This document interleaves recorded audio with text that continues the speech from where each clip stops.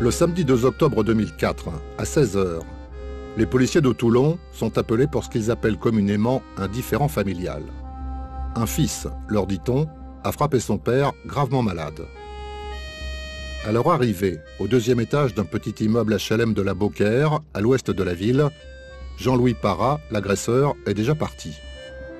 Reste la victime, Antoine Parra, un vieil homme de 71 ans, Adèle, son épouse, et Patricia, l'une de leurs filles. Antoine Parra est apparemment légèrement blessé à la lèvre et à un œil.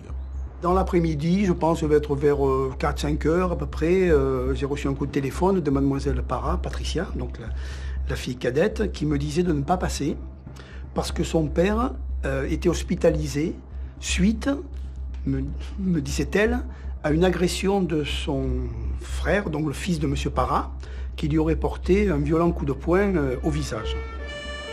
Antoine Parra est cardiaque, diabétique, et il souffre d'une hémiplégie consécutive à un accident cardiovasculaire. Il est transporté aux urgences du centre hospitalier de la Seine-sur-Mer. Les médecins posent un point de suture, délivrent un arrêt de travail de 8 jours et renvoient le vieil homme chez lui. Au cours de la nuit suivante, son épouse et Patricia se relaient à son chevet. Le lendemain matin, j'ai dit je vais aller voir où ça en est. Et en arrivant, M. Parra était revenu. Ça me semblait aller à peu près bien, mais je leur ai demandé, vous allez se sortir de l'hôpital sans problème, tout ça. Ils disent oui, ils ont fait des examens, ils ont dit qu'on pouvait repartir.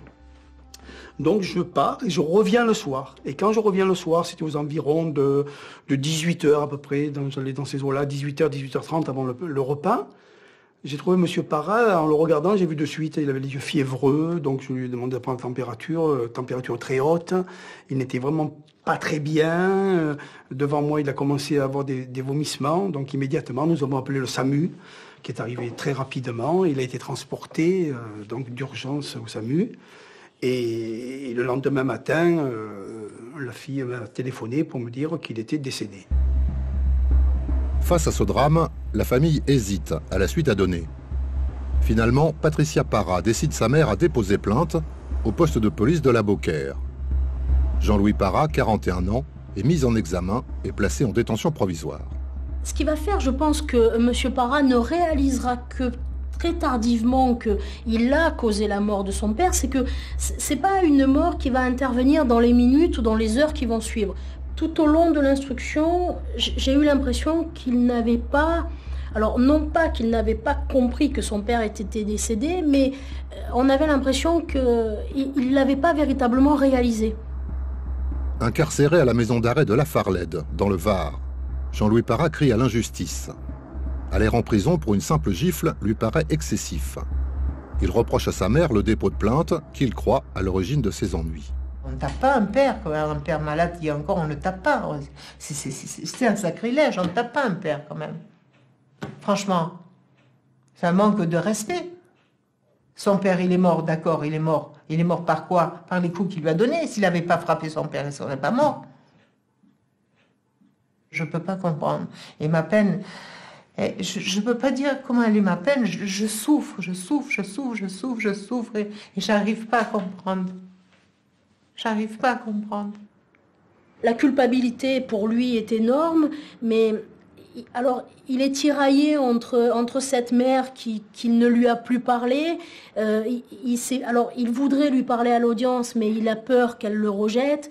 Donc je pense que lui, ce qui l'affole le plus, c'est d'ailleurs l'objet de ses nombreux appels ces derniers jours, c'est de dire mais que va dire ma mère? Est-ce que je pourrais lui parler? Est-ce qu'elle va accepter que je lui parle? Il a véritablement peur du regard de sa mère. Il aurait pu me demander pardon. Peut-être que je lui aurais pardonné, mais j'aurais quand même eu quelque chose qui me serait resté au fond de moi, parce que on ne peut pas pardonner. Ça, vous savez, le pardon, comme je dis, je le pensais et je le pense. Hein? Le pardon, je crois que c'est une chose qui se gagne, comme l'amour, il me semble. Vous vous rendez compte, à mon âge, à 76 ans, me trouver devant une cour d'assises, devant mon propre fils, mais c'est aberrant, c'est fou.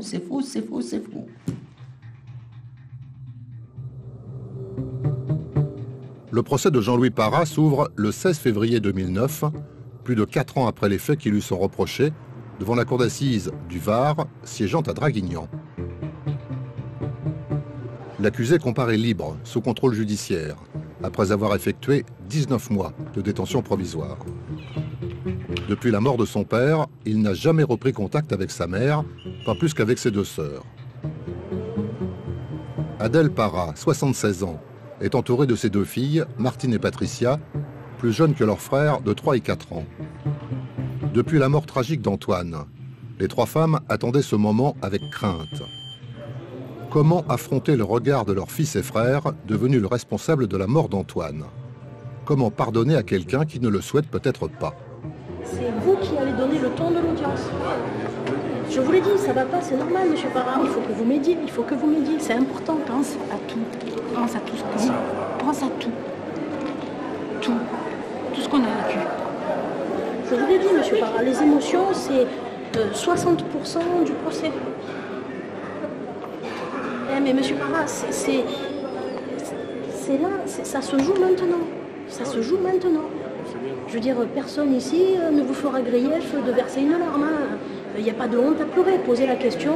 Moi, j'ai déjà vu pleurer, donc il n'y a pas de honte à pleurer. Et puis en plus, il n'y a pas de honte à pleurer, monsieur Parra. On vous l'a dit.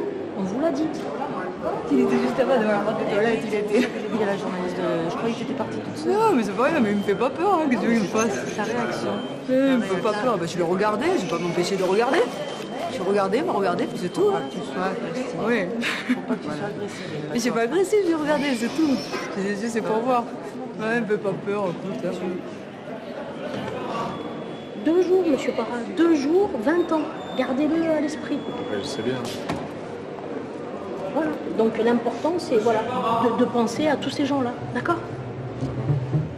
À l'appel de son nom par l'huissier de la cour d'assises, Jean-Louis Parra traverse le hall du palais de justice, les yeux obstinément fixés devant lui, sans un regard vers sa mère.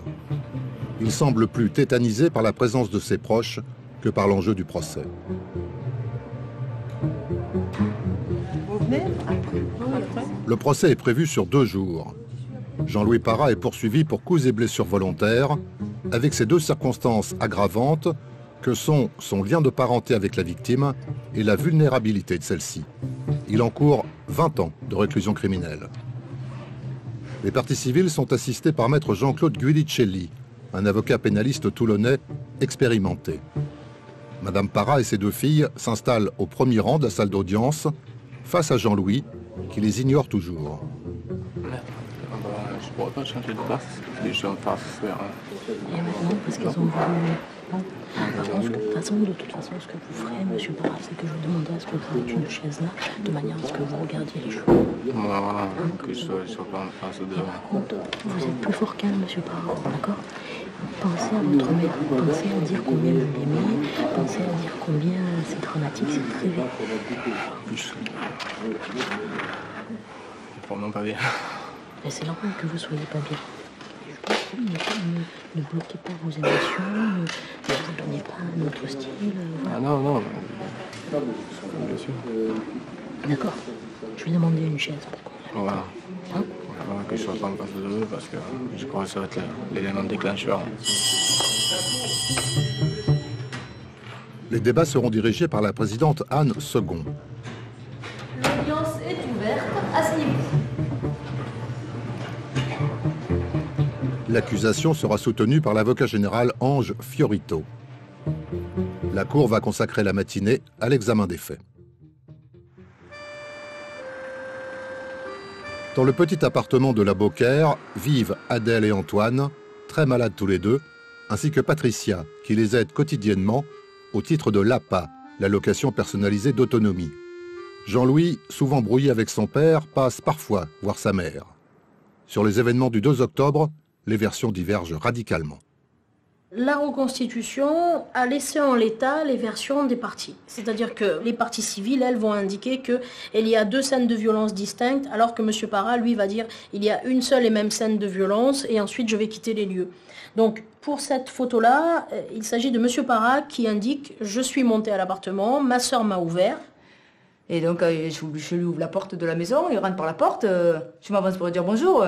Oh, il faut voir comme il m'a remballé d'entrée. Hein. Il a dit, toi, va-t'en. Oui, toi, va voir ton père qui va dire.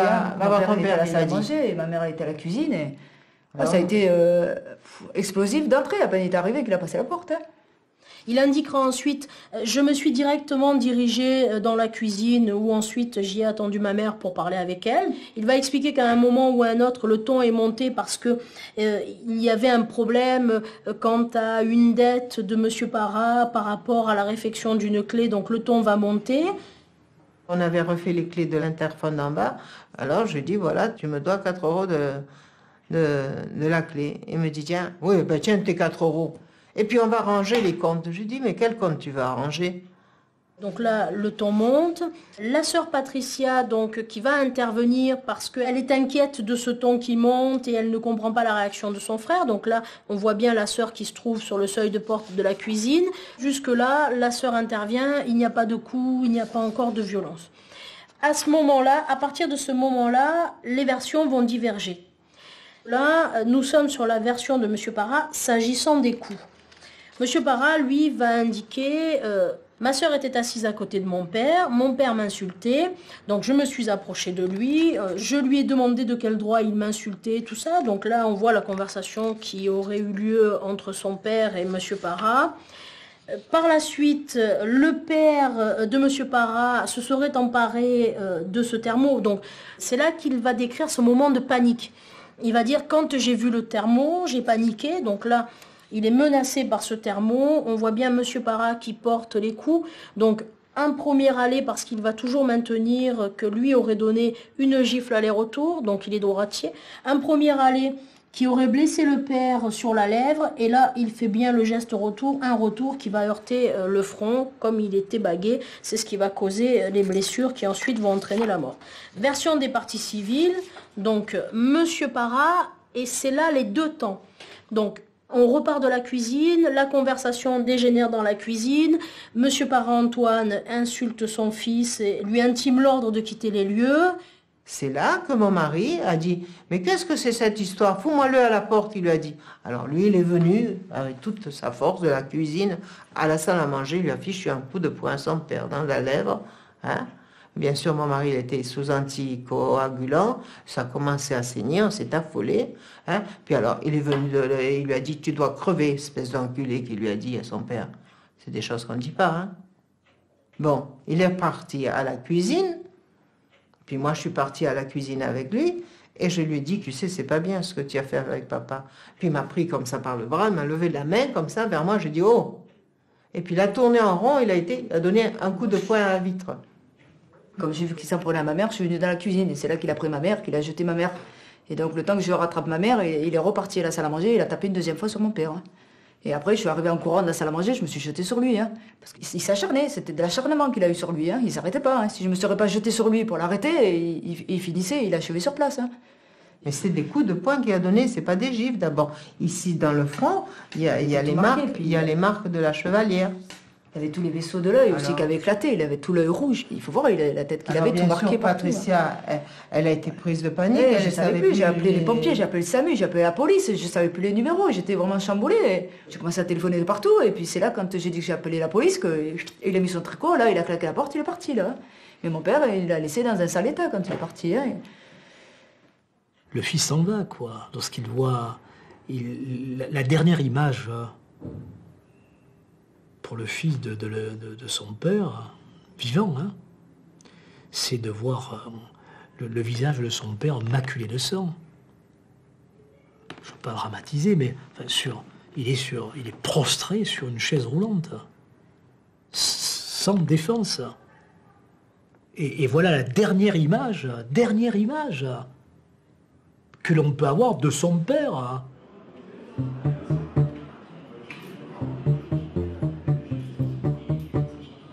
C'est bien une gifle que j'ai mis aller-retour, mais c'est un coup de poing, j'aurais jamais pris mon père un coup de poing. C'est impossible. J'aurais jamais frappé mon père dans la sorte. Je sais pas pourquoi il s'acharne sur moi. Je ne sais rien. Je sais pas ce qu'ils veulent au bout. On peut comprendre qu'ils ont perdu leur père et leur mari aussi. Hein. Ah, c'est sacré quand même un papa. Et pour je pense pour votre maman, c'est la même chose. Donc je pense qu'il faut à un moment donné, effectivement, je veux dire, ne pas se retenir. Et je sens que vous avez beaucoup d'émotions. Il a dit, ce que je vous ai écrit, qu'il prenait que mon mari prenne l'âge, comme ça il achevait à l'hôpital. Je dirais de toute façon la vérité, tout ce que vous avez sur le cœur, il faut le dire de toute manière. Je vous remercie. Jean-Louis Parra continue à soutenir qu'il a agi dans un moment de panique. Il affirme avoir eu peur, d'abord lorsque son père a brandi la bouteille thermos, ensuite lorsqu'il a réclamé sa hache rangée dans le placard. Même mon mari, verbalement, il a menacé. Oui, il a menacé avec une hache. Mais qu'il a pu. Non, il a dit. Mais il lui a dit à Patricia, prends-moi la hache, que je lui donne un coup à celui-là. Mais comme j'ai montré à la juge, les haches, elles ont chacune leur il était menuisier, mon père, il avait des outils à la maison. Il toute sa vie, il a été menuisier. Mais lui encore, pour être passé par-dessus le panier, il lui a dit, oui, prends la hache, comme ça je te finis à l'hôpital. Voilà, toujours le dernier mot. C'est la panique. Et puis le fait de ses propos, sortir ma hache. Étant donné que je savais qu'il y avait cette hache dans le KGB, je ne sais pas s'il aurait sorti ou pas. Mais ça a été un doux.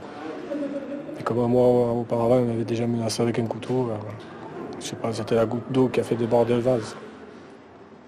Il a été évoqué dans la version de M. Parra, puis ensuite confirmé en plusieurs temps par les parties civiles la menace d'une hache. Le magistrat a demandé à ce que le KGB soit photographié et effectivement on y voit bien que se trouve dans le KGB la fameuse hache dont il aurait été menacé. Alors c'est une menace, elle n'a jamais quitté en réalité le KGB, mais effectivement il y a bien dans ce KGB une hache. Et c'est là, quand il est parti, qu'il a dit, oui, prends l'âge, je te finis à l'hôpital. Et Patricia a donné le signalement de son frère à l'hôpital, parce qu'il avait peur. Je n'étais pas tranquille, que s'il vient, on ne sait jamais. Je ne savais pas la réaction qu'il pouvait avoir. Vous êtes affirmative, cette phrase a été prononcée après les coups ou entre les coups ou... Non, après les coups, au moment où il est parti. Tout au long de son audition à la barre de la cour d'assises, Jean-Louis Parra n'a pas eu un geste, un mot, un regard en direction de sa mère. Il a semblé, aux yeux des jurés, répondre mécaniquement aux questions de la présidente, tentant avant tout de minimiser une responsabilité qu'il semble vouloir fuir à n'importe quel prix. Afin de mieux cerner cette responsabilité contestée, la Cour va étudier l'agonie d'Antoine Parra. Selon les experts appelés à l'audience, l'état de santé d'Antoine Parra était débilité. Très jeune, il avait contracté la tuberculose. Plus tard, on l'a découvert diabétique, puis cardiaque, avant qu'il ne soit frappé d'hémiplégie. Il avait dû enfin affronter un cancer. À l'hôpital de la Seine, ce 2 octobre, son cas est donc examiné soigneusement. Ils l'ont soigné, ils lui ont fait des points, ils lui ont bandé l'œil et tout, ils l'ont regardé au niveau des yeux, et puis après ils nous ont dit que vous pouvez le ramener à la maison. Mais ils m'ont dit, vous surveillez quand même la nuit, à peine il voit noir, de suite il faut le rentrer là. Alors avec ma mère, on s'est relayé, on est resté debout, on a quand même regardé mon père, voir comment ça allait. Et il a passé la nuit comme il a pu, et puis le lendemain, de suite, il a voulu se lever, il n'a pas pu, et puis après, il a voulu voir ma soeur et mes petites nièces. Comme tous les week-ends, elles venaient, il a vu les gosses. On aurait dit qu'il sentait quelque chose, qu'il voulait voir les petites avant de partir. On a passé l'après-midi, tranquille, il s'est allongé, il a fait sa sieste. C'est l'après-midi, quand il est venu l'infirmier, j'ai voulu le lever avec l'infirmier, et puis les yeux ont tourné comme ça d'un coup, et il est retombé sur son lit. Et là, l'infirmier m'a dit, c'est pas normal, il faut appeler le SAMU. De suite, on pensait qu'il allait je pensais qu'il allait refaire un AVC à nouveau. Et là, il se plaignait qu'il avait des maux de tête, qu'il était brûlant, et il a été pris de nausées aussi. Sur le pas de la porte, comme ça, quand les ambulanciers l'ont pris, il était sur la chaise. Qu'il avait toute sa tête bandée, et je dis, oh, attendez, je fais un petit bisou pour la route à mon mari. Et bien, c'est la dernière fois où j'ai embrassé mon mari. C'est la dernière fois qu'elle allait voir mon père. Et après, quand on m'a téléphoné, mon mari était mort. Au cours de cette nuit cauchemardesque, Antoine Parra, inconscient, est ballotté de service en service, d'hôpital en hôpital. Il souffre d'un hématome cérébral que les médecins ne parviennent pas à réduire. Alors ils l'ont pris, ils l'ont gardé longtemps, parce que moi ils m'ont laissé à la salle d'attente. Après l'infirmière, elle m'a dit, vous pouvez lui parler, votre père il vous entend. Mais je pensais pas qu'on entendait quand même dans le coma. Ben, je vous assure qu'il m'a entendu, parce que quand je lui ai dit que j'allais m'occuper de ma mère, en plus Je me suis approchée, je l'ai embrassé, et que je lui ai dit que j'allais m'occuper de ma mère, de ma soeur et de mes 2 petites nièces, et que quand même il serait vengé, et qu'il ne s'inquiète pas. Et là, il s'est mis à pleurer, mon père. Et c'est vrai que ça m'a fait quelque chose, parce que... Et c'est là qu'ils lui ont fait un scanner au niveau de la tête après. Et là, ils m'ont dit qu'il avait quand même un hématome de 200 grammes au cerveau. Et tout ça, j'étais seule avec mon père. Tout ça, je suis restée dans la salle d'attente, j'ai attendu. Et après, le médecin, il est venu me voir, il m'a dit, il n'y a plus rien à faire. Votre père, il est déjà mort cliniquement. Il est décédé des suites directes d'une hémorragie cérébrale qui a entraîné le décès. Effectivement, les coups portés, que ce soit des gifles ou des coups de poing, ne sont pas d'une manière générale de nature à entraîner un décès chez un sujet normal. Dans le cas particulier de M. Parra, qui bénéficiait d'une thérapeutique anticoagulante pour les antécédents cardiovasculaires qu'il avait présentés, dans ce cas particulier, effectivement, l'anticoagulation a généré une hémorragie gravissime à l'origine du décès. Antoine Parra a-t-il reçu de son fils une gifle appuyée ou 2 coups de poing mesurés? À la barre de la cour d'assises, le docteur Rivollet s'avoue incapable de trancher la polémique. S'il s'agit d'un aller-retour de gifles, c'est assez violent comme traumatisme dans la mesure où nous avons trouvé des empreintes sur les téguments. S'il s'agit d'un coup de poing ou de 2 coups de poing plutôt, il s'agit de 2 coups de poing qui ne sont pas très appuyés. Mais les données médico-légales ne permettent pas de trancher avec certitude sur l'éventualité gifle ou coup de poing. Je ne connais pas de coup de poing mesuré. Un coup de poing, et c'est vrai, je pense que autant une gifle appuyée, compte tenu du gabarit de mon client, on peut le comprendre, parce que c'est vrai que quelqu'un, d'ailleurs, il est décrit comme étant une force de la nature. Autant dans un geste de panique, des coups de poing mesurés, enfin, même personnellement, j'arrive pas à voir quelle forme peuvent prendre des coups de poing mesurés, quoi. Lorsqu'on donne une gifle, c'est la paume de la main. Hein. Comment voulez-vous que la paume d'une main, vous voyez, je suis dans le sud, mais j'ai pas de dague. On donne des coups avec la paume d'une main et ça marque pas. Hein. Si effectivement on retrouve dans la chair de la malheureuse victime les traces des bagues, c'est que bien évidemment, ça me paraît être incontournable. Ce jour-là, Jean-Louis Parra portait au doigt qui a donné le coup fatal la propre chevalière de son père, qu'il s'était appropriée. Les jurés ne savent s'il faut y voir une coïncidence ou un symbole. 14h15, monsieur Parra. Restez dans les parages. À vos façons, 2h15, 2h15. Il n'y a pas d'intention parricide à la base. Le fait qu'il ait causé la mort, c'est un concours de circonstances qui a voulu que tant les services des urgences qu'ensuite l'état de santé de monsieur Parra et qu'ensuite la blessure qui a été causée ont entraîné la mort. Mais à la base, à aucun moment, il n'a l'intention parricide. Je sais que dans son fort intérieur, dans ses moments de lucidité, il le sait très bien qu'il a tapé son père et que c'est des coups de poing. Parce qu'il le sait. Hein. Et je sais qu'il souffre comme je souffre. Parce qu'il m'adorait. Et il adorait son père aussi. Malgré les disputes qu'il a eues, il adorait son père.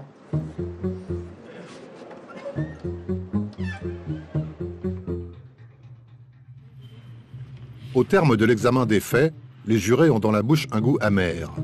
Les arguments de Jean-Louis Parra, qualifiés de grotesques par l'avocat général, ne les ont pas non plus vraiment convaincus.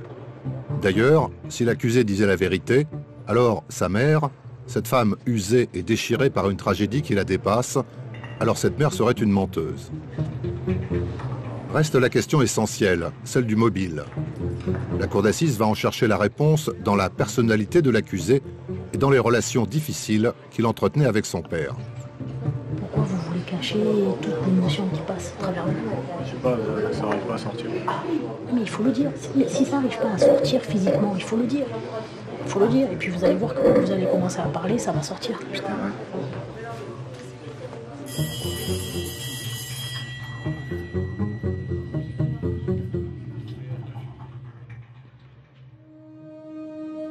Jean-Louis Parra est né en 1963, près de Lyon, moins d'un an après le retour d'Algérie de ses parents. Très vite, la famille a voulu s'installer dans le Midi, au soleil. Ce sera Toulon, et la résidence HLM de la Beaucaire. Antoine, le père, retrouve très vite un emploi de menuisier dans le bâtiment. Chaque matin, par tous les temps, il endosse son bleu de travail et il enfourche sa mobilette pour embaucher. La victime a toujours eu une vie laborieuse, faite de sacrifices. On vivait dans ce petit appartement chichement, mais on était heureux. La plus grande richesse, c'était bien évidemment, pour la victime, c'était sa famille. On est des petits ouvriers, hein. Lorsque les enfants ils ont passé 3 mois au camping et que le papa partait en mobilette travailler le matin, de bonne heure, pendant que les enfants passaient la journée au camping, c'est quand même beau, hein. Il a tout oublié, tout ça, toute cette jeunesse, toute cette enfance. Chaque été, durant 17 ans, la famille Parra s'installe dans un camping de Carqueiranne. Le père va travailler, les enfants vont à la plage ou à la pêche, le loisir préféré de Jean-Louis. Pour Martine et Patricia, c'est le temps du bonheur et de l'insouciance. Pour Jean-Louis, il le dit aujourd'hui, c'était devenu une corvée. Il a été gâté plus que ses sœurs. Ses sœurs, elles n'ont jamais dit un mot de travers. Hein. La grand-mère, c'était l'illusion parce que c'était son petit-fils. Son père, c'était pareil. C'était son garçon.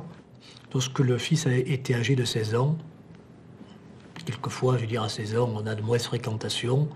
Et le fils, c'est une vétille, hein, c'est pas un grand crime, hein, il avait dérobé un cyclomoteur. Ben, ce père-là fait encore un sacrifice financier, c'est-à-dire il a accepté de travailler le week-end dans le cadre d'heures supplémentaires pour payer à son fils une école privée. Dans cette école Saint-Joseph, Jean-Louis décrochera un CAP d'électricité automobile avant de trouver un emploi. Il se souvient à l'époque d'un père autoritaire et violent qu'il résume en 2 incidents, une gifle et une solide correction. Il dit, un jour j'étais jeune, j'ai volé une mobilette et mon père m'a corrigé avec un air de bœuf, j'ai pas pu sortir pendant quelques jours tellement j'arrivais plus à marcher. Donc je pense que lui était resté sur ça et puis peut-être, il y avait des non-dits dans cette famille, c'est certain. Je pense qu'il aurait aimé, je parle de mon client, je pense qu'il aurait aimé à un moment ou à un autre que cet homme lui dise « mais je t'aime ». Mais c'était pas un homme à cette époque-là, et pour ces personnes-là, on ne disait pas « je t'aime » à ses enfants, quoi. L'image qu'il a du père et ce qu'il nous en dit, ce qu'il m'en a dit en tout cas, c'est que c'était que l'éducatif, point. Il n'y avait pas d'échange, il n'y avait pas au point de l'affectivité, il n'y a jamais eu un geste d'affection, il n'y a jamais eu un geste qui lui fasse penser qu'il était aimé par ce père. Quand il parle des relations qu'il a avec son père, il me dit j'étais insignifiant pour lui, insignifiant, comme s'il il n'existait pas. Et ça, c'est le drame de sa vie à ce Parra, parce que il voulait obtenir quelque chose de son père et son père ne le lui a jamais donné. Mais encore une fois, il y a beaucoup de subjectivité à ce niveau-là. Oui, mon père était très sévère, sévère et autoritaire. Et ça vous a poursuivi toute votre vie après? Ah oui, toujours comme ça. Même après, j'étais marié, comme ça. J'allais les voir, mais toujours avec cette autorité. De toute façon, il y a tout le monde qui le dit, comme quoi il était autoritaire. Il avait un père qui était assez autoritaire, un père qui était assez strict même. Après, est-ce que c'est dans le bon sens, dans le mauvais, ça je pourrais pas le dire. Je pense que comme tout père, il voulait le meilleur pour son fils, je suppose. Et c'est peut-être de là cette fameuse autorité. En même temps, il faut reconnaître que c'était le pater familia traditionnel, quoi. C'est-à-dire que, bon, je ne l'ai jamais vu en colère, hein, mais enfin, c'était, quand il avait dit quelque chose, c'était définitif, quoi, disons, voilà. C'était un homme qui voulait se faire obéir et faire apprendre à ses enfants les lois, pas les lois, non, pas les lois, le respect et les valeurs de la vie, pour faire des hommes et des femmes. Alors, si vous n'êtes pas un petit peu sévère, surtout qu'il avait des mauvaises fréquentations, eh ben, il serait devenu quoi, un délinquant. Il aurait pu se révolter petit, il aurait pu être caractériel, il aurait pu faire les 400 coups, il aurait pu ne pas intégrer la loi paternelle, s'opposer, être dans la délinquance. Non, lui, il a réagi par la passivité.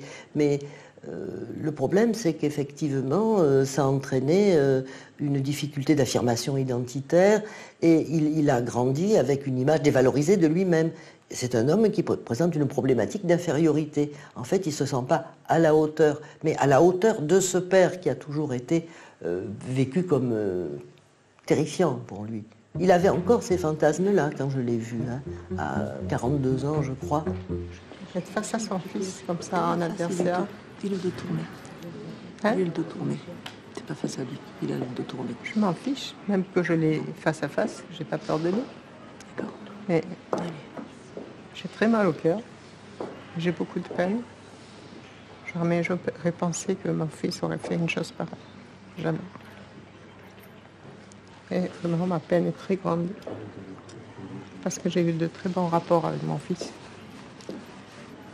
Je suis très étonnée qu'il ait fait ça à son père, même avec moi. Il y a une faille qui est que vous êtes là, assis, tranquille, vous écoutez un procès, un procès, un procès. Votre mère pleure, votre mère dit qu'elle vous aime, dit qu'elle pense à vous tous les jours, et vous écoutez un procès. Alors je vous ai même interpellé en pleine audience, en vous disant, Monsieur Parra, allez-y là, allez-y, pensez à ce que je vous ai dit. Ces gens-là, là, qui sont là, qui demain vont vous donner une condamnation, ils vous connaissent pas.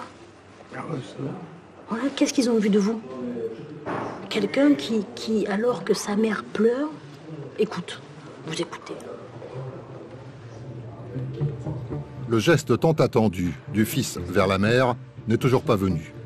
Mais Madame Parra l'espère-t-elle encore?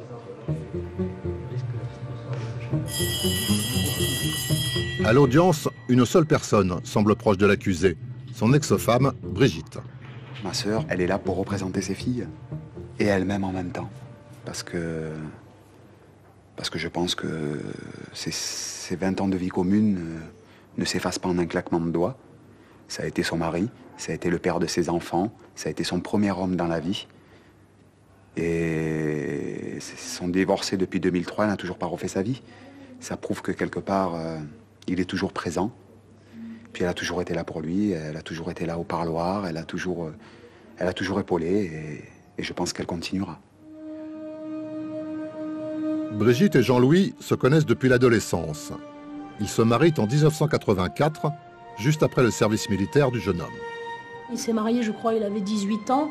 Il a eu son premier enfant à peu près à ce moment-là. C'est quelqu'un qui était autodidacte et puis a réussi à faire de grandes choses, puisqu'il me dit « j'ai réussi à passer le permis super lourd ». Donc pour lui, c'est un aboutissement dans sa vie. Jean-Louis Parra a toujours travaillé. Il est successivement mécanicien auto, chauffeur routier, puis chauffeur carrier pour une entreprise de La Valette. Côté vie privée, Jean-Louis et Brigitte ont 3 enfants. Mais au fil des années, le climat se dégrade lentement dans le couple. Côté famille, Jean-Louis voit moins ses parents, car il se dispute régulièrement avec son père et avec sa sœur Patricia. Je le décrirais comme quelqu'un avec un grand cœur, quelqu'un qui est capable de tout donner, même quand il n'a pas grand-chose. Et quelqu'un d'un peu, c'est peut-être paradoxal, mais quelqu'un aussi de réservé, qui va tout prendre sur lui, qui n'est pas capable d'exprimer ce qu'il ressent, et même quand c'est fort, il va garder ses sentiments pour lui, et c'est quelqu'un de très réservé. Je crois qu'il a trouvé une épouse hyper maternante, cadrante.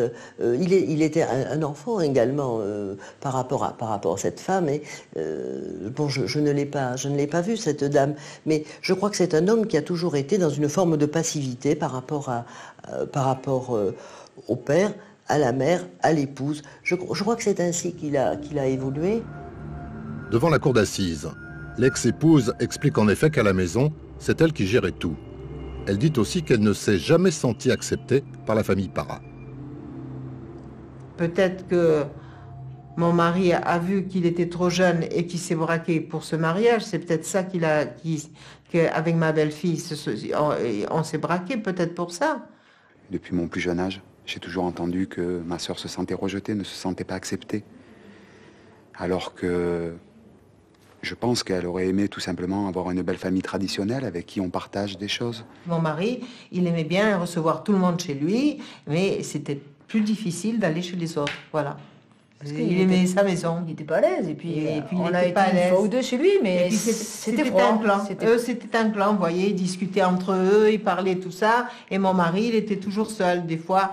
Rarement, son fils venait un petit peu blaguer avec lui, mais après, il partait vers sa famille. Lui, dans cette famille, il avait trouvé une famille, tandis qu'à nous, il nous laissait. En 1998, à la suite d'une nouvelle dispute, Jean-Louis cesse de voir son père. 2 ans plus tard, sa mère lui apprend qu'Antoine est hospitalisé. Moi, tous les 2 jours, je donnais des nouvelles de son père par téléphone. Même Patricia me disait, pourquoi tu l'appelles? Je dis, parce que c'est son fils, il a le droit d'avoir des nouvelles de son père. Mais, oui, mais en retour, lui, il ne demandait pas des nouvelles. Ouais. Ça, ma mère lui donnait parce qu'elle voulait. Mais lui, non, jamais il a demandé des nouvelles de mon père, comment ça allait. Hein. Pourtant, il savait qu'il était malade, qu'il était malade. Un jour, je lui ai dit, tu sais, papa, il est très mal. Alors, il me dit, c'est quand que tu vas à Marseille? Je lui dis, moi, je vais quand tu veux. Ah ben demain si tu veux. Ah ben demain. Bon, alors quand il a été voir son père en réanimation, alors là, il a réalisé que vraiment son père était au seuil de la mort. Jean-Louis Parra se dispute aussi avec son épouse, qui décide en juin 2003 de se séparer de lui. Il retourne alors à la Beaucaire, chez ses parents. Quand il a divorcé, il restait quand même 3 mois et demi à la maison. Il était chez lui, voilà. Il ouvrait le frigidaire, il mangeait ce qu'il voulait, il allait au congélateur, il se servait, il était chez lui, voilà. On était toujours en train de se disputer, parce que c'est vrai que toujours il était un peu tard avec mon père, il lui parlait mal, et puis à chaque fois j'étais toujours mieux, parce que j'étais à la maison avec mes parents aussi. J'essayais de calmer le jeu, mais à chaque fois, on dirait qu'il avait perdu le respect à tout le monde à la maison, hein, ma mère, mon père, moi alors n'en parlons pas, il me parlait aussi... Et moi, j'acceptais pas, je répondais. Moi, j'étais tout flamme, mais c'est vrai que j'explosais assez vite. Au sein de la famille, M. Parra ne trouvait pas sa place. Il y a des problématiques de rivalité avec ses sœurs. Il a toujours pensé que son père aimait davantage les sœurs. En tout cas, lui, il s'est toujours vécu comme un bouc émissaire de la famille. C'est en tout cas ce qu'il m'en a dit, c'est ce qu'il a ressenti. Et il n'est jamais arrivé à dépasser ça. Moi, il m'a dit... Toi, tu restes au chaud toute la journée à te glander, à rien à faire, que moi, je me lève de bonne heure, je m'en vais à la carrière. Il m'avait dit plusieurs fois, il m'a dit, va te chercher un employeur. Je lui ai dit, mais j'en ai pas un, j'en ai 2 d'employeurs, hein, parce que je faisais la part pour mon père et pour ma mère. Mais ça, il avait du mal à accepter. Mais c'est pas lui qui s'occupait quand mon père était malade, qui se faisait dessus, qui se vidait. L'infirmier venait juste le matin, il faisait la toilette, mais dans la journée jusqu'au soir, il revenait plus. Hein. Quand mon père il se faisait malade, il se vidait, c'était moi qui le nettoyais, mon père. Hein. Tout ça, lui, il n'était pas là, lui. Hein. Durant cette période, après sa mère et son ex-femme, c'est au tour de Patricia de devoir gérer les affaires de son frère. C'est elle aussi, lasse des querelles permanentes entre père et fils, qui trouve à son frère un logement indépendant. Antoine, lui, tente de récupérer sa santé perdue. Mais il ne quitte plus guère l'espace restreint qui sépare son lit médicalisé de son fauteuil. Il avait fait un AVC, donc il était handicapé, on allait dire, pas paralysé, handicapé du côté gauche. Donc ce qui nécessitait quand même un déambulateur pour se déplacer. Dans une hémiplégie, tout ce qu'on peut récupérer dans les 2 premières années est essentiel, après ça devient plus compliqué. Donc je pense qu'il avait récupéré en partie, pas en totalité, puisque il ne pouvait pas par exemple descendre les étages, puisqu'ils habitaient en étage, mais il pouvait se déplacer de façon aidée dans son appartement, soit avec un déambulateur, c'est ce qui me vient le plus souvent en mémoire, plutôt qu'un fauteuil roulant. Il avait peut-être un fauteuil roulant, mais c'est vrai que moi, quand je venais le voir, il était dans son lit médicalisé, je lui faisais des soins, et puis ensuite, on se promenait dans l'appartement avec le déambulateur. Le père avait encore imposé encore sa loi verbalement. Tu vas sortir, tu vas faire ci, tu vas faire là. Je crois que ça fonctionnait encore comme ça. Mais là, du fait que ce père était handicapé, il a senti, lui, il s'est senti la force de s'affirmer face à lui et de le frapper. Une hémiplégie, ça veut dire que, au niveau symbolique, ça veut dire que c'est la moitié d'un homme, il y a la moitié du corps qui ne répond pas, donc il ne peut s'attaquer qu'à la moitié de son père. Il signe par là son impuissance, mais il n'en a pas la conscience. En donnant ces 2 malheureuses gifles, il a enlevé à son père le moyen de lui dire tout simplement qu'il a été fier de son fils. Cette première journée n'aura pas vu la mère et le fils se retrouver. Aucun des deux n'a trouvé le courage ou l'audace d'aller vers l'autre. Ah, c'est sûr. C'est difficile. Merci d'être venu, c'est gentil quand même. C'est quand même... De toute façon, c'est normal. Hein. On ne peut être qu'effrayé de voir avec quelle indifférence, avec quel détachement et le peu d'empathie de cet accusé qui s'est vautré d'ailleurs dans le déni, dans cette posture qui consiste finalement à rejeter toute forme de responsabilité et de culpabilité sur les autres. On a l'impression que ce n'est pas son procès, on a l'impression que finalement il n'a rien fait. On voit que c'est quelqu'un qui s'exprime très mal, on voit que c'est quelqu'un qui a des difficultés émotionnelles, on voit que c'est quelqu'un qui est, contrairement à ce qu'on pourrait penser de l'extérieur, quelqu'un qui est très faible, faible sur le plan du moi, faible sur le plan narcissique, quelqu'un qui est en proie à un complexe d'infériorité. Et ne parvenant pas à extraire ses larmes, ne parvenant pas à se laisser aller tout simplement, eh bien il a joué contre lui, c'est indéniable. Pour les jurés, Jean-Louis Parra a donné l'image d'un homme fermé, dénué de remords et d'émotions. À aucun moment, il n'a semblé avoir pris conscience de ce qui lui est reproché. Il n'est que le spectateur de son propre procès.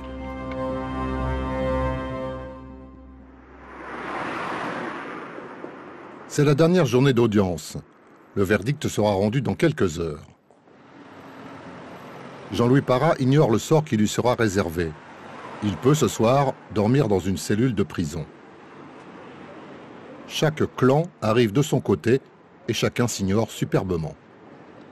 C'est important de ne pas laisser partir les jurés en délibéré avec cette image de cet homme insensible. C'est l'image que vous avez donnée hier. Vu de l'autre côté. Ça sort pas. Oui, mais il faut dire quelque chose. Tournez-vous au moins vers votre mère. Il faut, je vous l'ai dit, hier, on a loupé une étape importante qui était de vraiment lui dire quelque chose. Elle vous a tendu la main. Elle aurait pu venir dire que la perte de son mari, c'est dramatique et qu'elle n'a pas mis au monde quelqu'un pour qu'il fasse ça à son mari et que de toute façon, pour elle, vous étiez rayé. Mais elle n'a pas dit ça. Elle a dit que vous lui manquiez, elle a dit que c'était terrible. Elle pleurait pour vous, pas pour son époux. Et il faut au moins quelque chose, monsieur Parra, au moins une réaction, au moins à un moment. Jean-Louis Parra semble enfin décidé à faire un geste vers sa mère. Mais coup de théâtre, Martine et Patricia arrivent seules. Madame Parra n'assistera pas à la fin de l'audience. Fatiguée, lasse, déçue une nouvelle fois de l'impassibilité de son fils, elle est restée à Toulon. L'impossible rencontre n'aura jamais lieu. C'est la dernière partie du procès. Maître Guilicelli, au nom des parties civiles, peaufine ses arguments contre Jean-Louis Parra. Mais l'accusation reste l'apanage de l'avocat général. C'est lui qui, dans un instant, fixera les limites de la sanction. Et c'était important, bien évidemment, que vous défendiez votre père. Parce que finalement, le paradoxe de ce procès, c'est qu'on avait l'impression que votre père était en posture d'accusé, qu'il était un mauvais père, effectivement, que c'était un père maltraitant. Et finalement, il a fallu que vous apportiez votre témoignage, vous, pour expliquer qui était votre père. Vous avez restauré cette image paternelle, un père au droit, un petit bien, quoi. Oui, bien sûr.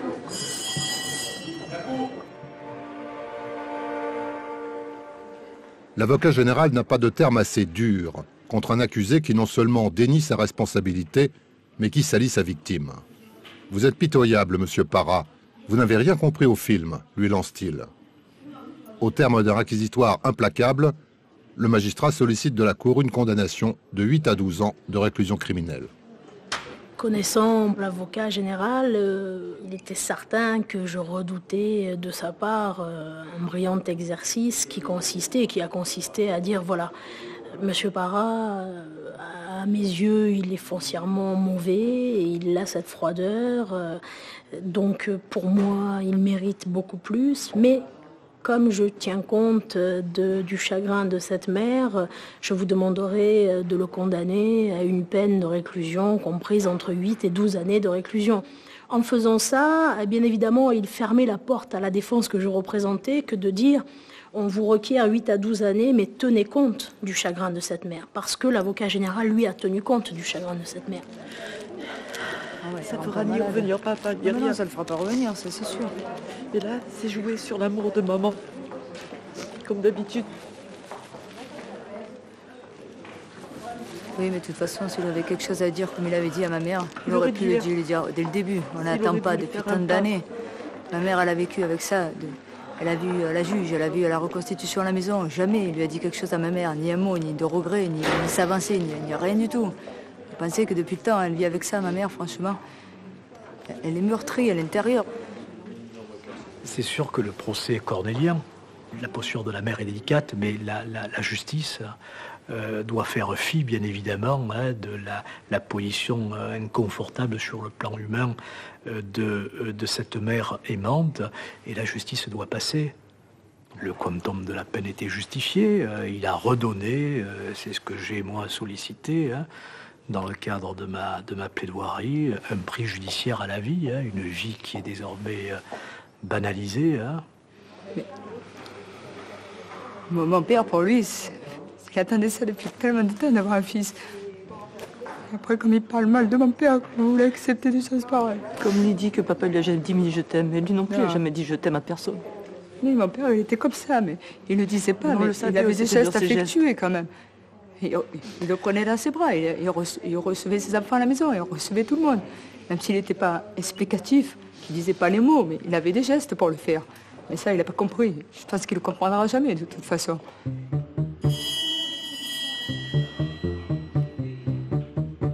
Face à la douleur de la famille et aux arguments de l'accusation, la tâche de la défense n'est guère aisée. Maître Angélico plaide le malheureux concours de circonstances en insistant sur l'absence d'intention homicide de l'accusé.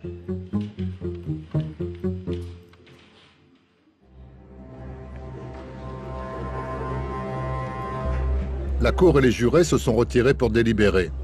Comme la loi le prévoit, Jean-Louis Parra est emmené en salle de police pour y attendre la lecture du verdict qui décidera de son sort.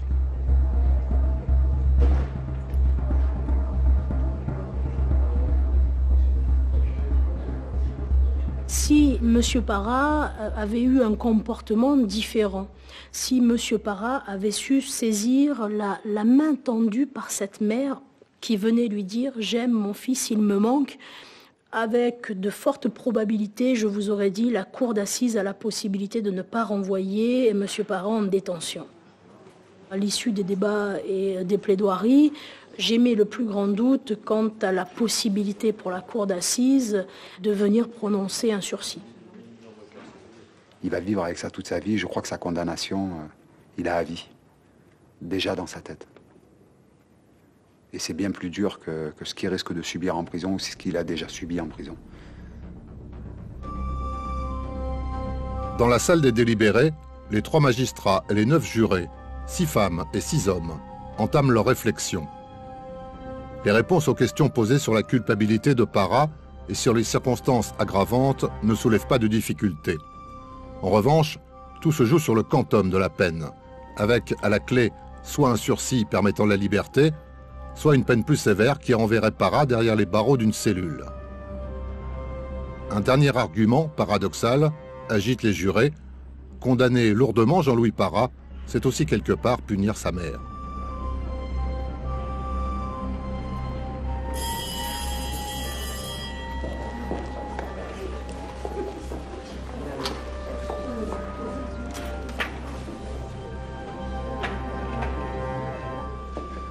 Souhaitable que le verdict soit juste pour éviter encore l'épreuve d'un procès en appel. Ça serait trop dur. Pour votre maman, je pense que ça serait terrible. Voilà. Alors, il faut espérer, il faut espérer une bonne décision. Les jurés ont délibéré 1h30. L'audience va reprendre pour le verdict.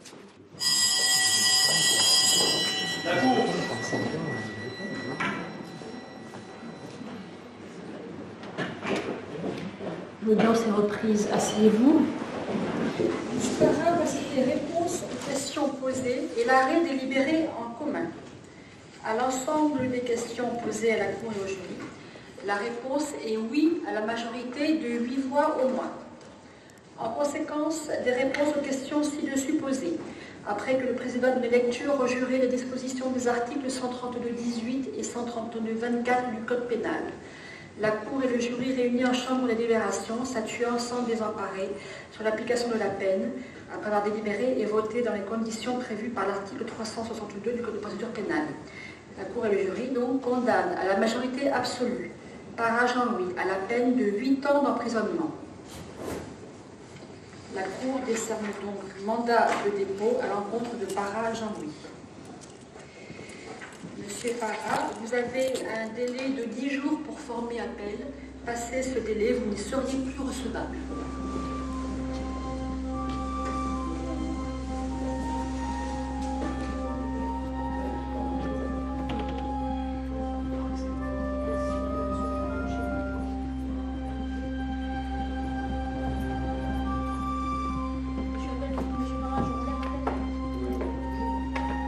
La cour d'assises du Var a condamné Jean-Louis Parra à 8 ans de prison. Il a été incarcéré après l'audience. Dans un premier temps, Jean-Louis Parra a fait appel de la décision avant d'y renoncer. Le verdict est donc devenu définitif.